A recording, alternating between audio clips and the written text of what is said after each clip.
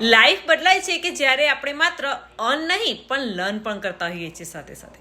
આજના સમયમાં માત્ર એક ઇન્કમ પર ડિપેન્ડ રહેવું પૂરતું નથી. ડિજિટલ સ્કિલ શીખો, પોતાની અપગ્રેડ કરો અને ફ્યુચર માટે રેડી બનો.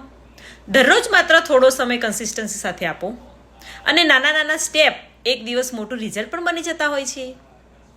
તમારો આ મોબાઈલ માત્ર એન્ટરટેન માટે નથી પણ ઓપોર્ચ્યુનિટી બનાવવાનું પણ એક સાધન બની શકતું હોય છે. Dream big, start small, stay consistent.